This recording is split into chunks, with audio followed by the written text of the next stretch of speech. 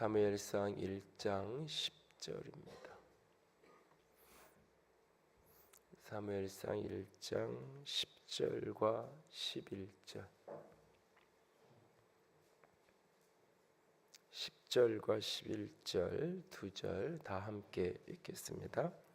한나가 마음이 괴로워서 여호와께 기도하고 통곡하며 서원하여 이르되 만군의 여호와여, 만일 주의 여종의 고통을 돌보시고 나를 기억하사 주의 여종을 잊지 아니하시고 주의 여종에게 아들을 주시면 내가 그의 평생에 그를 여호와께 드리고 삭도를 그의 머리에 대지 아니하겠나이다. 아멘.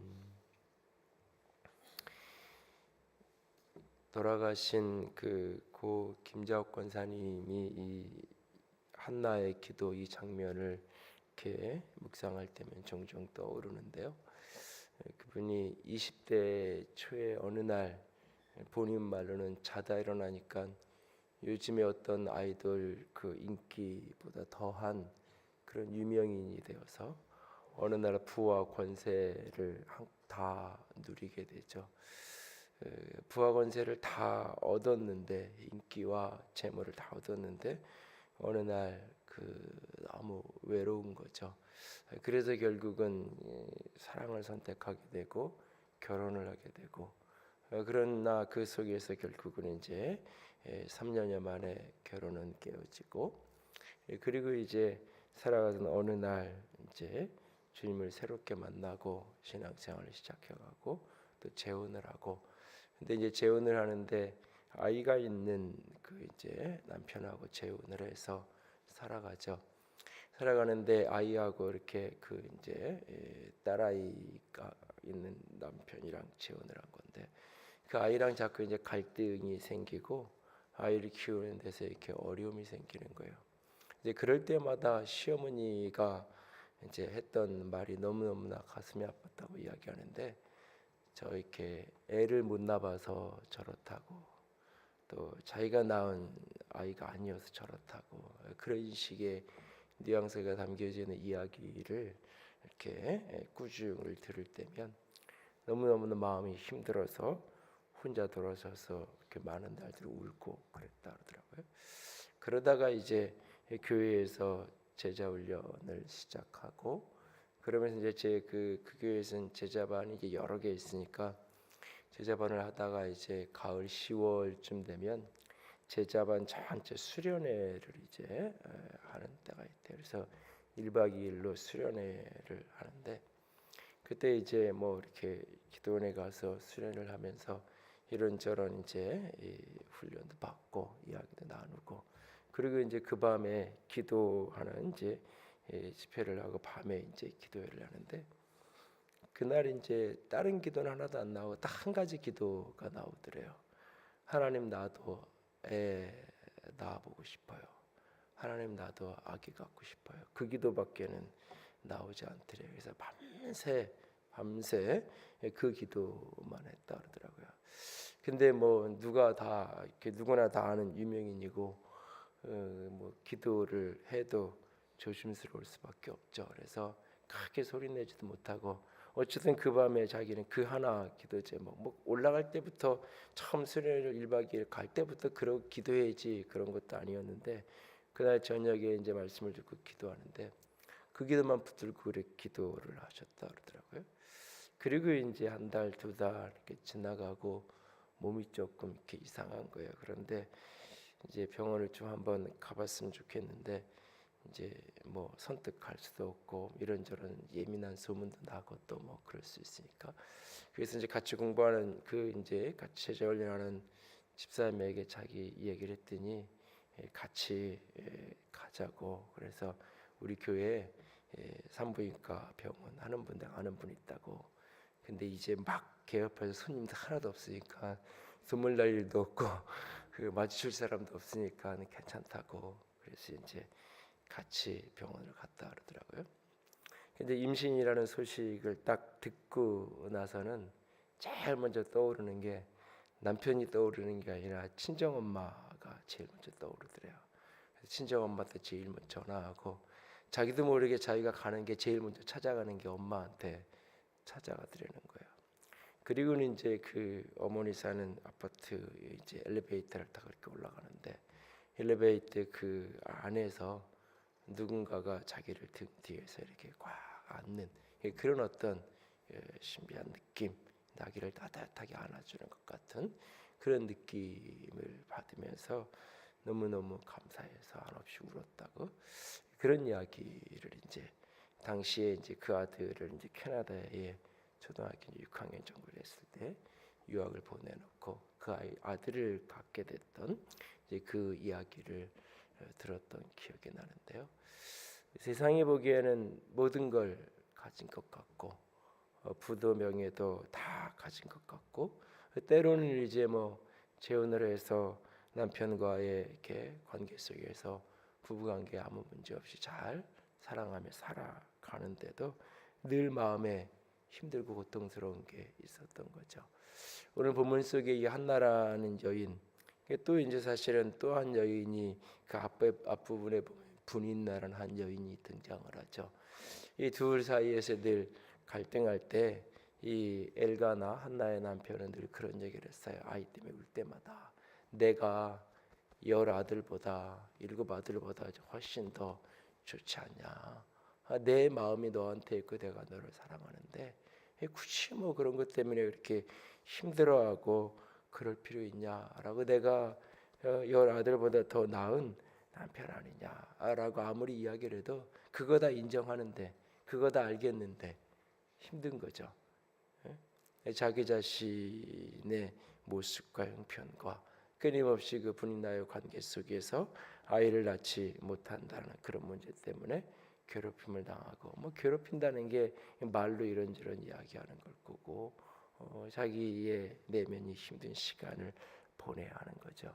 이럴 때 이 문제를 풀 수 있는 여러 가지 인간적인 방법도 있고 수단도 아마 있었을 거예요. 그때 오늘 한나가 선택한 방법은 하나님 앞에 기도하는 거죠. 오늘 그가 10절에 보면 마음이 괴로워서 여호와께 기도하고 통곡하며 마음이 괴롭고 힘들 때 마음이 너무 힘들 때 다른 사람들은 뭐 그런 거 가지고 그러냐고 말하는지 몰라요. 남편조차도 내가 있는데 무슨 그 아이 그런 것 때문에 그러냐고 그 이야기하죠. 그리고 그 말이 틀린 말도 아니에요. 그리고 그 말이 어떤 의미인지도 다 이해는 해요. 그런데 자기 마음은 지금 괴롭고 힘든 거죠. 그 괴로운 그 순간 그가 선택한 방식은 기도하고 통곡하는 거죠. 그러면서 하나님 앞에 나아가서 만군의 여호와여 만일 주의 여정의 고통을 돌보시고 나를 기억하사 주의 여정을 잊지 아니하시고 주의 여정에게 아들을 주시면 내 고통을 돌보시고 나를 기억하시고 나를 잊지 않으셔서 내게 아들을 주시면 내가 그의 평생의 그를 여호와께 드리고 삭도를 그의 머리에 대지 않겠나이다 라고 말하죠. 그리고 사실 실제로 뒤에 보면 아이를 낳았고 그 아이를 하나님께 드리잖아요. 그래서 사실은 아이가 없는 고통보다 어쩌면 더 힘든 걸 수도 있어요. 아이를 낳았는데 젖을 뗄 때까지만 키우고 그 아이를 실로의 엘리 제사장에게 맡기고 자기는 집에 가 있는 거잖아요. 그러니까 낳은 정이 있고 젖뗄 때까지 2, 3년을 키운 거잖아요. 낳은 정이 있고 기른 정이 있는데 그 아이를 떼어 놓아야 하잖아요. 자기가 소원한 대로 떼어 놓고 1년에 한 번 그 아이가 1년 동안 자랐을 때니까 옷 한 벌 새로 만들어 가지고 가서 입혀보고 그러고 또 오고. 사실 어쩌면 아이가 없는 것도 힘들지만 낳아서 그렇게 키우는 것도 결코 쉬운 일은 아니에요. 어쩌면 더 힘들고 어려운 그런 어떤 고통일 수 있어요. 그러니까 지금 이 한나가 진짜 괴로운 그 괴로움의 핵심 뿌리는 어디에 있는 거냐면 단지 자식이 없다라는 그것이 핵심 뿌리가 아니에요. 그 깊은 뿌리는 뭐냐면 그것이 마치 하나님이 나를 버린 것처럼 느껴지는 거예요. 아이가 없다라는 그 사실이 그냥 아이가 없는 고통으로 끝나는 게 아니라 그게 하나님과의 관계 속에서 하나님이 나를 잊고 하나님이 나를 기억하지 않으시고 하나님이 나를 돌아보지 않는 것 같은 느낌으로 계속 다가오는 거예요. 이것이. 그러니까는 이 분인나가 한나의 마음을 충동하고 격분하게 하고 힘들게 한다고 했을 때 그때 했던 아마 가장 잔인한 말은 너는 하나님께 버림받은 사람이야. 그러니까 너는 그런 일을 겪는 거고 너는 아이가 생기지 않는 거야라고 아마 말했을 거고 그가 아마 그에게 있어 가장 큰 고통일 거예요. 그러니까 아이가 얻어지는 것보다 더 고통은 그거죠. 이 여인에게 지금. 그래서 그것이 확인되면 얼마든지 나는 그 아이를 낳아서 그 아이 사실은 이런 고통 속에 아이를 낳으면 그 아이에게 더 집착하게 되잖아요. 더 몰입하게 되는 게 사람이잖아요. 근데 그 아이를 하나님께 내어드리는 모습을 보게 되었죠. 한나가 그날 그렇게 엎드려서 하나님께 기도합니다. 누군가가 그를 보고 있죠. 엘리 제사장이 그를 봅니다. 그런데 13절에 보면 엘리는 그가 취한 줄 생각한지라. 12절에 여호와 앞에 그가 오래 기도해요. 오래 기도하는데 큰 소리는 못 내는 거죠. 그 옆에서 그를 가만히 지켜보던 엘리 제사장은 그가 취한 줄로 생각하는. 그러면서 가서 하는 얘기가 너 술 좀 끊어라, 포도주 좀 끊어라 이렇게 얘기하고 있는 거예요. 그러니까 취했다라고 하는 말은 다른 게 보이지 않는 거잖아요. 사람이 의식되지 않는 거잖아요. 오직 하나님께만 몰입되어 있는. 그런데 그 기도의 내용을 알아들을 수 있었다면 그렇게 얘기하지 않았겠죠. 그 뭔 내용인지는 제대로 못 알아듣겠는. 그러니까 아마 작은 소리였을 거고 그러면서 이렇게 기도하는 거예요. 취했다라고 얘기, 술 취했다고 얘기는 술 취해서 울고 뭐 하는 그런 풍경 모습처럼 그렇게 하나님 앞에 몰입되어서 그렇게 주절주절 어쩌면 통곡하며 울며 그러고 있는 모습. 남은 그 고통을 이해하지 못하죠. 내가 왜 저렇게 힘들어하는지, 내가 왜 이렇게 오늘 하나님에 엎드려 있는지 사람은 다 이해하지 못해요. 그가 이런 얘기하죠. 15절에 그렇지 않습니다. 나는 마음이 슬픈 여자입니다. 나는 마음이 슬픈 여자입니다. 스스로 자기 자신을 그렇게 고백해요. 그러면서 15절 끝에 보면 여호와 앞에 내 심정을 통한 것뿐이오니 당신의 여종을 악한 여자로 여기지 마옵소서. 내가 지금까지 말한 것은 나의 원통함과 격분됨이 많기 때문이다 라고 그가 이야기하죠. 여호와 앞에 내 심정을 통한 것뿐이니이다. 내 심정을 하나님께 통한, 하나님께 쏟아놓은 것뿐입니다 라고 오늘 고백합니다. 인생을 살아가면서 이런저런 마음이 괴로울 때가 있습니다. 사람들은 다 괜찮다고 뭐 그런 거 가지고 그렇게 힘들어하냐고 말할 수도 있습니다. 그런데 그것이 나에게는 참 힘들고 아픈, 그것이 그냥 때로는 몸이 아프고 삶의 현실이 버겁고 무엇인가 내게 기도를 해도 응답되지 않는 그런 어떤 숙제들 앞에서 괴로운 그것이 그냥 그 문제 때문에 내가 힘들고 그 문제 때문에 어려운 것을 넘어서서 신앙인들에게 오는 가장 깊은 고통, 하나님이 나를 버린 것 같은, 하나님이 나를 버린 것 같은. 그래서 누군가가 하나님이 내게 이렇게 응답해 주셨다라는, 나를 이렇게 축복하시고 도우셨다는 간증을 들을 때면, 경제적으로 힘들 때는 경제적으로 하나님이 누가 복 주셨다는 이야기를 들을 때마다 그 사람이 복 주셨다는 것이 틀린 말 아니고 참 좋은 말이다, 좋겠다 하는데 돌아서면 나는 하나님이 관심 없는 것 같이 느껴지고, 누군가 하나님이 기도해서 병을 고치시고 낫게 하셨다는 이야기를 들으면 나는 그 병으로 여전히 고통받고 때로는 그 병으로 내 사랑하는 사람은 세상을 떠나고 그랬을 때는 그게 마치 그 자체, 그 문제 자체가 나를 힘들게 하고 어려운 것을 어렵게 하는 것을 넘어서서 하나님은 나를 버린 것 같은, 하나님을 버린 것 같은. 언젠가 고등학교 3학년 졸업한 한 친구가 한 7, 8년을 그렇게 교회를 떠나지는 않았는데 방황하는 친구를 보았던 기억이 나요. 왜냐하면 그렇게 열심히 고3 때에도 기도하고 예배 한 번 안 빠지고 기도하면서 열심히 공부했는데 자기는 수능 당일 성적이 모의고사 성적보다 모의고사 제일 못 본 거보다 못 받고, 그래서 결국은 자기는 어느 전문대를 찾아서 진학할 수밖에 없었고, 근데 같은 교회 같은 학교를 다니던 한 친구는 자기가 봐도 고3이라고 교회도 안 나오고 믿음 생활도 거의 잘 안 했고, 더군다나 그 친구는 평상시에 모의고사 성적은 자기보다 늘 밑이었던 그런 친구였는데 그날 당일 성적은 그 모의고사 여태까지 봤던 것 중에 제일 좋은 점수보다 잘 받은 거예요. 그래서 그 친구는 서울 시내에 있는 산주 대학을 갔어요. 뭐 그럴 수 있다 그래요.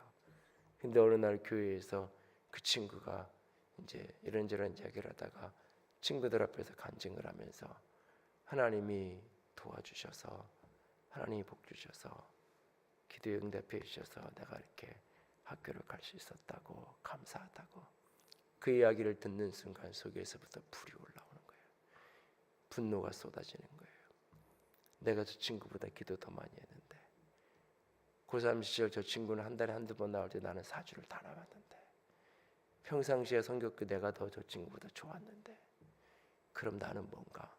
결론은 하나님이 나는 버린 게 되는 거죠. 그 친구가 그 간증을 한 게 잘못된 건 아니에요. 그냥 자기 고백을 한 것뿐이에요. 근데 그 고백이 이 친구한테는 분노로 다가오는 거예요. 교회를 떠나진 않았지만 늘 하나님 앞에 그 힘듦을 오랫동안 씨름하면서 그래도 그것을 잘 통과하고 결혼하고 지금은 다른 곳에서 신앙생활 잘하는 친구가 기억이 나는데요. 때로는 내 인생의 어떤 괴로움이 그리스도인에게는 하나님도 나를 버린 것 같은 느낌이 다가올 때가 있어요. 그러니까 기도가 더 이상 안 되는 거예요. 기도하고 싶지 않은 거예요. 이렇게 힘들 때는 기도해야 된다는 거 아는데, 이렇게 힘들 때는, 괴로울 때는 하나님밖에 없다는 거 아는데 하나님 앞에 갈 수가 없는 거예요. 기도의 자리에 앉아도 기도가 안 나오는 거예요. 왜? 하나님이 나를 버렸다고 느끼니까. 하나님이 내 하나님이 아닌 것 같은, 그 머리로는 그게 아니라는 거 아는데 가슴으로 그게 안 되니까. 그래서 그냥 마음을 통하는 거예요. 난 안 믿어진다고, 나는 화가 난다고, 나는 괴롭다고, 나는 억울하다고, 나는 원통하다고, 그냥 그 이야기를 마음을 통하는 거예요. 그냥 쏟아놓는 거예요. 사람들은 그것을 다 이해하지 못해도, 사람들은 그것을 술 취했냐고 정신 나갔냐고 그렇게 오해해도 상관없어요. 하나님 앞에만 집중되어서 내 마음을 그냥 쏟아놓는 거예요. 마음을. 그때에 하나님이 그 기도를 들으시고 은혜를 허락하셔서 하나님이 그를 기억하시고 잊지 않으시고 은혜를 부어 주셨던 것을 기억합니다. 오늘 우리의 인생 속에서도 어떤 괴로운 게 있나요? 어떤 힘든 게 있나요? 특별히 믿음 안에서 살아가면서 하나님조차도 나를 외면할 것 같아서 힘든 그날에 하나님을 향하여 등을 돌리지 말고 하나님 앞에도 엎드려질 수 있는 저와 여러분이 될 수 있기를 원합니다. 마음이 괴로워서 여호와께 기도했던 그 여인처럼 주님을 향하여 부르시는 우리가 될 수 있기를 원합니다. 하나님 앞에 시시로 그 마음을 토하라 라고 하는 시편의 말씀이 있습니다. 시편 60편 8절에 백성들아 시시로 그를 의지하고 그의 앞에 마음을 토하라. 하나님은 우리의 피난처다라고 말합니다. 토한다. 이 말이 어느 날 깊이 은혜가 됐던 기억이 있어요. 토할 때 토하고 싶어서 토하시나요? 토를 하고 싶어서 하면 괴로워요. 손을 집어넣고 강제로 토하려면. 근데 하기 싫은데 저절로 견딜 수 없어 나오는 토는 지저분하고 냄새나도 시원해요. 토를 하고 나야 편해져요. 내 토 쏟아진 것 때문에 냄새나고 지저분하고 쓰레기가 토해져서 창피하고 부끄러워도 상관없어요. 토하고 나면 내 속은 편해요. 때로는 그게 기도예요. 하나님 앞에 엎드려 내 마음을 토하는 거예요. 마음이 괴로울 때, 힘들 때, 내 안에서 쏟아지는 말들이 어떤 원통의 말, 분노의 말이어도 상관없어요. 억지로 억누르지 말고 그저 주님 앞에 쏟아지는 대로 토하고 내어놓으면 주님이 내 마음을 만지시고 우리의 삶의 피난처가 되셔서 응답하여 주실 것입니다. 오늘 한나의 기도처럼 마음이 괴로울 때 주님 앞에 쏟아놓을 수 있는, 마음을 토할 수 있는 저 여러분이 될 수 있기를, 그래서 내 마음이 회복될 뿐 아니라 하나님의 응답을 누릴 수 있는 우리 모두가 될 수 있기를 주님의 이름으로 부탁을 드립니다. 함께 찬양합니다. 마음이 상한 자를 고치시는 주님, 하늘의 아버지, 날 주관하소서. 주의 길로 나를 인도하시고 새 일을 행하셔서 내 마음을, 내 삶을 부흥케 하여 주시옵소서. 함께 찬양하며 나아갑니다.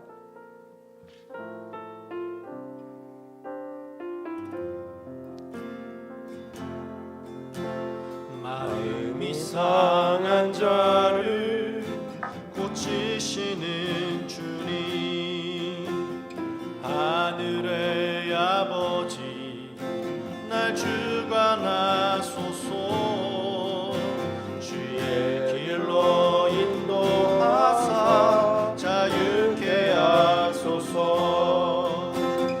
새 일을 행하사 부흥케 하소서.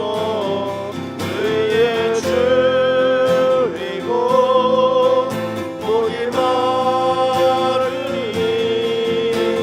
성경의 기름 부으소서. 의의 줄이고 목이 마르니 내 잔을 채워주소서. 마음이 상한 자를 고치시는 주님, 마음이 상한 자를 고치시는 주님, 하늘의 아버지, 하늘의 아버지, 날 주관하소서. 주의 길로 인도하사 자유케 하소서. 새 일을 행하사 부흥케 하소서. 의의 줄이고 목이 마르니 성령의 기름 부으소서. 의의 줄이고 목이 마르니 내 잔을 채워주소서. 이 시간 함께 기도하며 나아갑니다. 주님, 내 마음을 주님께 쏟아놓습니다. 주님, 내 마음을 주님 앞에 토합니다. 내 마음에 있는 괴로움과 온통함과 격분됨과 분노하는 모든 것들을 주님 앞에만 쏟아놓습니다. 주여 받으시옵소서. 나는 마음이 슬픈 사람입니다. 내 마음의 괴로움을 주 앞에 고백합니다. 주님, 여호와 앞에 통하는 그 심령이 통하여지는 영혼 되게 하여 주시옵소서. 내 마음을 어루만지시고 주님 나를 기억하여 주시고 주님 내게 은혜를 베풀어 주시옵소서. 같이 기도합니다.